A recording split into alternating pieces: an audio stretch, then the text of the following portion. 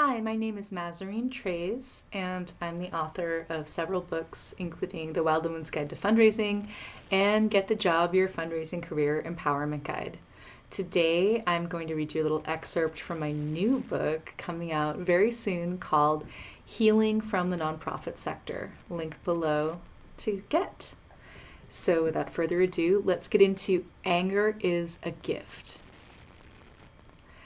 I went out with someone recently who said, "I'm not angry," and said it a couple times when talking about their family. And I thought, oh, you're definitely angry.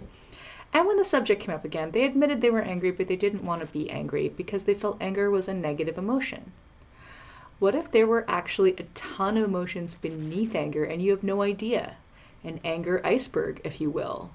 And this is where, in my book, I have a picture of the anger iceberg, but if you are curious, you can Google it. It's very interesting. What if there was no such thing as an emotion it wasn't okay to feel? What if emotions are innocent?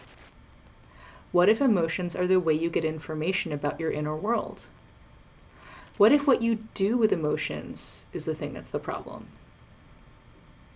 One of the reasons we think anger is a problem is because we had rage monsters in our lives. Have you ever met a rage monster? A rage monster is someone who's always angry, and they take their anger out on other people.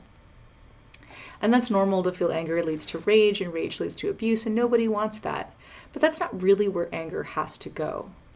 Anger can be channeled into making the world that you want. It absolutely has for me. Let me tell you a story.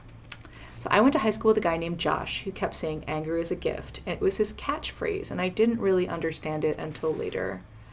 I went through life trying not to be angry, but it didn't work. I was angry a lot. Angry at the nonprofit system that chewed people up and spit them out. Angry that so many workers I knew couldn't seem to make ends meet. Angry that our planet was on fire and no one seemed to care. And I made a whole business out of my anger. It fueled me to make hundreds of posts on my blog. It fueled me to write books, create surveys, and share the data on how people were still getting screwed over. It also fueled me to make 15 online conferences and talk with thousands of people all over the country. It fueled me passionately to present about workers' rights and be an advocate for nonprofit workers. Why is anger a gift? Because it's your self-esteem asserting itself. Imagine if you never got angry. How would you have the energy to say what was right or wrong for you? You would stay in bad situations for years.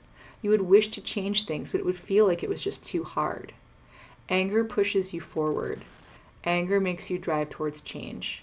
And that's what I want for us. I want us to get our student loans forgiven and a debt jubilee.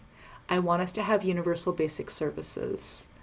I want us to stop outsourcing our retirements and make it nationalized instead of individualized, like it is in some Nordic countries.